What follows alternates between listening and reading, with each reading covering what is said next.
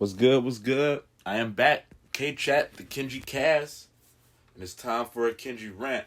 It is Sunday, May 8th. Let me let you guys know, all the moms out there know right now, Happy Mother's Day. We appreciate everything you guys do. I hope you guys are having a good time with your family. I hope you guys are being treated like the lovely ladies that you are. I also want to say rest in peace to one of the godfathers of the manosphere, if you will. He did a lot in trying to renew and revive black love. Kevin Samuels, rest in peace. I think a lot of what he did was very helpful. He told harsh truths. He definitely told harsh truths to people who couldn't take them. And at the same time, that's what was needed. You notice most of the people, when they did call his show, it was a little rough, but it's only rough if you can't take the truth, if you can't handle the truth. Now, I'm be honest with you. The way that man was talking, that's how my granddaddy used to talk. That's how them old school brothers used to talk back in the day. But because we live in such a new and disgusting society, and I'll go on with that a little bit later, a lot of people can't take the truth. I will definitely say, not just as far as relationship advice, but as far as how you present yourself, taking care of yourself, making sure you're financially responsible. He was putting men on game. Now, a lot of this is stuff that, most guys aren't taught because a lot of them don't have dads in the house, which is a shame in itself. But that's why he was necessary, because he was able to school those who didn't have that, that coaching or that teaching. And a lot of times, too, besides younger guys, there were older guys that will listen to him and be put on game as well. One of the best pieces of content I've seen, besides all the all the hot and provocative stuff of him going back and forth with guys saying you're short, fat, and broke, or letting ladies know if you have 3 baby daddies, you're 35 and 250 pounds, you're gonna have to take what you can get, which is honest truths. But one of the better pieces of content that I've seen him do was actually an interview with Philip Scott, Phil Advice, Uncle Phil. He did a video with Uncle Phil talking about what he is and what he does. He made a really good point about how, as black men, we already have almost a stigma against us. So that in itself is enough reason why we have to present ourselves in a more professional way, and and try to uplift the more positive side of being a black man. I feel like there's this love or this infantilization. I'm pretty sure that's the wrong word, but there's this love for Pookie and Ray Ray and this whole thug culture. I mean, you see overseas they're doing it now with their drill rap and all that, but that's not all black men have to offer. And I did appreciate him putting some of the young brothers on game like that. So rest in peace, Kevin Samuels. You will be missed. All of the hate and vitriol from those who are celebrating his death, those are nothing more than hit dogs hollering. I mean, let's be honest here. Most of the people who didn't like what Kevin Samuels was saying were the ones that he was talking about. And fellas, that's something that you have to understand as well. You can't let yourself get wrapped into what some of these broads are saying. I mean, honestly, look, as a man, you have the power, and you have to be able to take your power back. And I'm going to go a little bit more further into that, shortly. But this is nothing more than just a showing of our division, between black men and black women. And it's been something that's been going on since slavery. By dividing the people, you can never unite them together. I was asked the other day, is there hope for the black community? And about a year ago, I would have said yes. But now, I don't want to answer that question. One, because I don't subscribe to tribalism. I mean, let's be honest here. If I lump myself in with all black people, then that would make me just as poisonous as the ones that were spewing that venom. Because I don't subscribe to tribalism. We're all individuals. We all have our own decision and choices that we make, So if someone were to ever shame you for hey, you're not going this way, or you're not doing this and moving like this. You black, you supposed to do it this way. Let them know, hey man, shut the fuck up. I move the way I want to move. That's it. You know, there's more to me than just my race, and there's more to all you guys than just your race. And I don't mean to go on this stupid little race rant because I sound like a bleeding heart liberal, but I say that to say, don't fall for the fuck shit. Now, granted, we're already divided, so it is what it is. But at this point, you gotta take the cards where they lie, right? You gotta take the cards where they lie. Like I'm saying, fellas, as men, we gotta take our power back. Now, what do you mean, Kenji, by taking your power back? By taking your power back, I mean allowing comments that Cam Newton allowing stuff like what Cam Newton said, your voice of your preference. Not being kowtowed or told you can't speak or say something just because a woman's telling you that's wrong, you can't do that. I don't follow all these hashtags or phrases that they have, like believe all women, because I don't believe all women. I don't believe all men. I believe everybody's capable of doing some fuck shit. But I also have to make sure I'm holding my peoples accountable. And I think that's what Kevin Samuels was very good at. He put up a mirror to whoever was on the phone with him, and sometimes they didn't like that reflection. And sometimes they would make excuses and others would argue. The ones that argued didn't like what they saw in the mirror. They didn't like what they saw in the mirror. And that's why they couldn't handle it. They couldn't take it. I noticed that with a lot of female callers, it either goes one or two ways. They would always, like I said, fight back and forth for him, or they would listen to him because it was something that they needed to hear. And those were the ones that did take accountability. Those were the ones that wanted to make the change, but they needed to be told that. There are so many videos I've seen where the lady callers would just flat out say, you know what, I needed to hear that. This is good, and so forth and so forth. Same thing with the guy callers. And he would rip into their asses. Like, that's something that the mainstream media, now that they're reporting on them, they leave that part out. When he would talk to the guys and give the guys advice, and it was that pure, raw shit. It was that pure, raw truth. Because that's what was needed to be told. That's what was needed to be heard.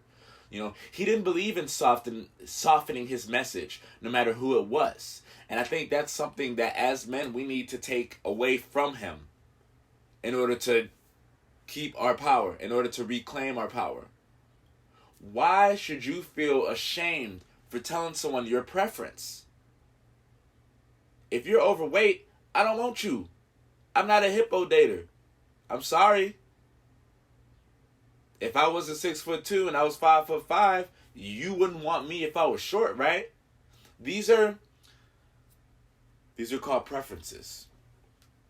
And apparently it's wrong to have them now. But it's not.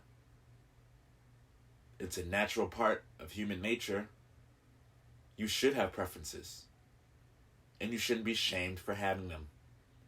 If you don't want to date a single mom, you shouldn't have to be shamed into dating a single mom. You shouldn't be shamed for saying that you don't date single moms. You shouldn't be shamed for that. But this is how they browbeat you down into accepting them for all of their flaws.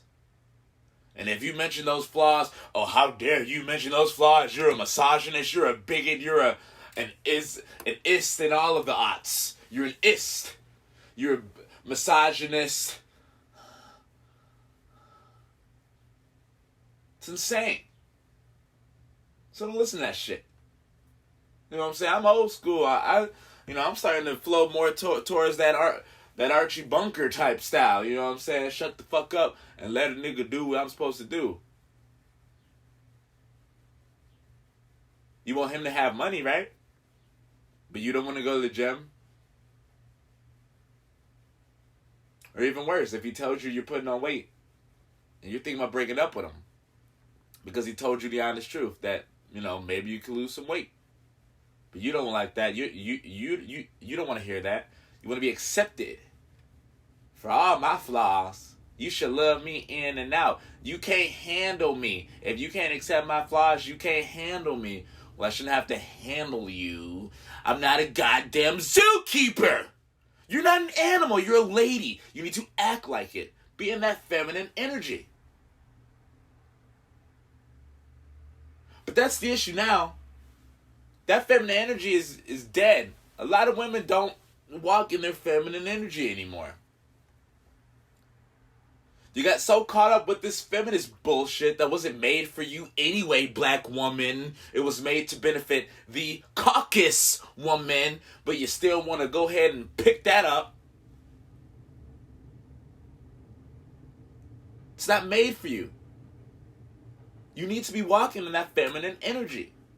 You can be the finest chick in the world, but the moment you the moment you open up your mouth, you sound like a dude. You talking like a dude. You know what I'm saying? Drinking Casa de Migos and shit. Fuck that. No.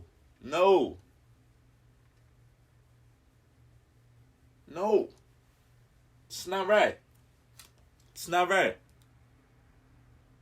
Another form of taking our power back. And as men, we're responsible for this. And I've been thinking about this more and more. But it's about the way we present ourselves. We already have a check mark against us. Hell, we're starting our baseball game with 2 strikes already. You only got 1 strike. Everybody else get their 3. You already have 2 strikes already. So let's do a little bit better to not make ourselves look like we have a strike, or not make ourselves look like we're the victim, or not the victim of the perpetrator. Because when we look like the perpetrator, in anyone's head, when a black man looks like a perpetrator, he ends up being a victim. Let me tell you that again. When a black man looks or is assumed to be a perpetrator, he ends up being a victim. Drink some water. This is the Sunday sermon, y'all. I'm going to have to keep doing these. This is good. This is good. This is real good. I'm going to say that to y'all one more time, okay? One more time. When a black man is a perpetrator, when a black man looks or is perceived to be a perpetrator, perceived,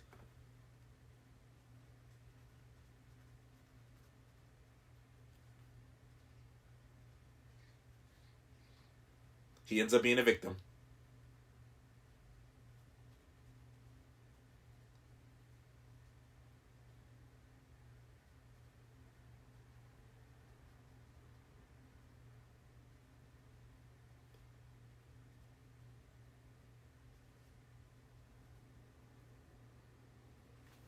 When a black man is perceived to be the perpetrator, he ends up being a victim.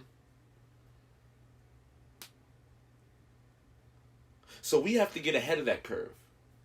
And it's all about taking pride in your appearance. It's not all about that, but that's one of the factors. And that's why I appreciated Kevin Samuels for that.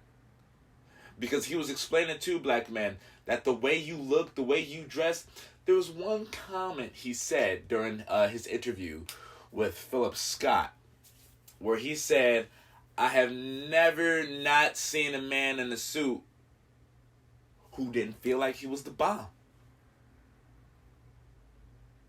And it's true. You know, it's not the suit that makes the man, it's the man that makes the suit. And when you put that suit on, you feel clean, you feel good. It's nice. It's nice. When you look good, you feel good. And I think that was something very important that I took from him, from that interview, because that's definitely, I definitely believe that's, you know, that's something that can kind of sort of help clean up our image. But it shouldn't matter to anybody else but us. Not us, but black men. Remember, I don't subscribe to tribalism. That should be something that matters to you. Taking pride in your appearance, you know. Becoming more financially literate. What does that mean? Learning how to manage your money.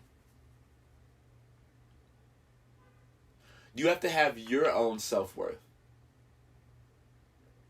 And you also have to make sure your pockets are okay. Now we can cut the crap. We live in a capitalistic country, and cash rules everything. So if your pockets are hurting, you need to be working. If your pockets are hurting, you need to be working. There's no excuse. You need to be working. We are men. We are providers, protectors, and leaders. And you gotta pay the cost to be the boss. That's just how it goes. That's just how it goes.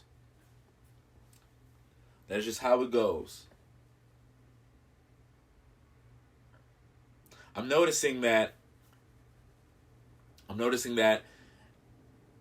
there seems to be an attack on men's spaces now.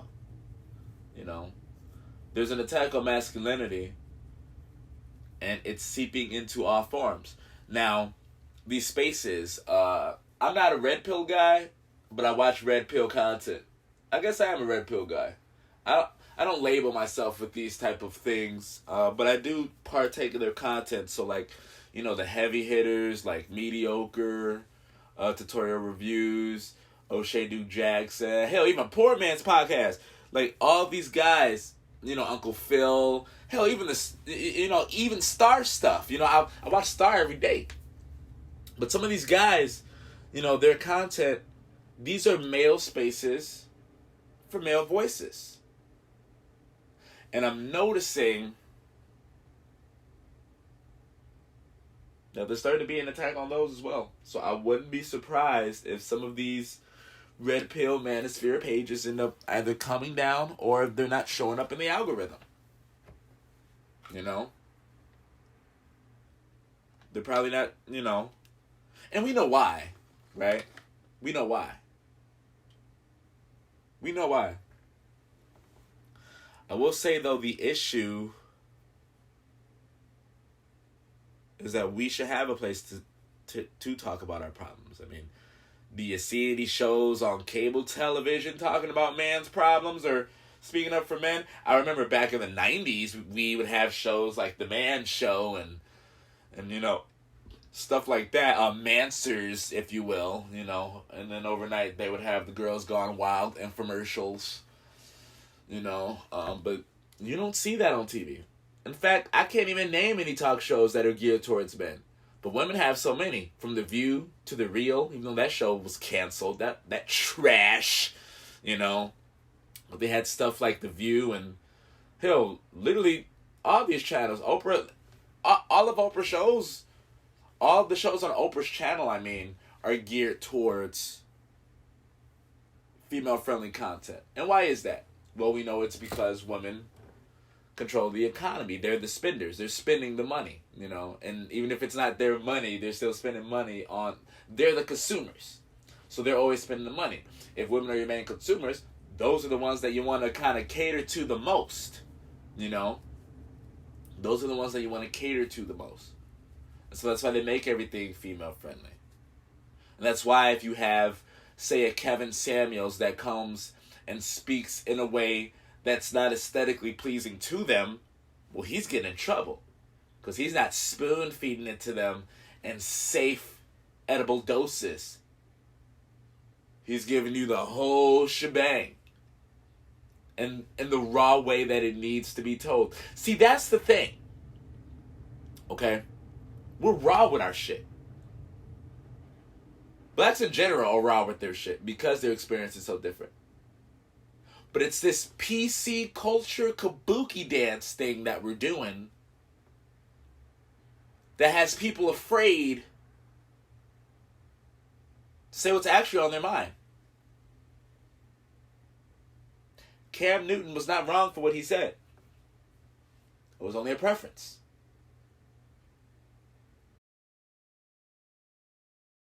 Part of being men, we have to be able to do this last thing, which is hold our women accountable and hold our women up to standard. And they're not going to like it. They're going to fight back. Look at all the hate that Kevin Samuels is getting in death. But like I said, those are hit dogs that are going to holler. Listen, guys. We are the choosers. We choose who we want to be in a relationship with. We choose who we want to carry our seed. Now you have these idiot Pookies and Ray Rays who do whatever they want. Those aren't the ones I'm talking about, because those are useless to us. They're no good. They're no good to us. They're no good to you or for you. Okay? They are no good for you. But the ones that are celebrating his death are the ones that will, like you said, die alone. I mean, they have no word. So I better not find out any of you guys are going back and forth with them. That's one thing you don't do. You don't argue with a woman. You say what you say, that's it. I'm not going back and forth with you. I'm not going to go back and forth with you. I said what I said, that's it. That's it. Don't argue with women. Why are you arguing with women? That means you're lowering yourself to their standard. Remember, they're getting emotional. So if they're dragging you down with them to get emotional, then now you just fell off your throne as a king. You fell off your throne. Because see, now you're lowering yourself. That makes you a queen just like her. And you ain't no queen, you a king. Don't go back and forth with these broads on the internet, dog. They only doing that on the internet. They're not. What if they can't say it to you in front of you? You have nothing to complain about. They're not gonna go to Kevin Samuel's mom and say the stuff that they're saying, and they wouldn't have said it to him in his face.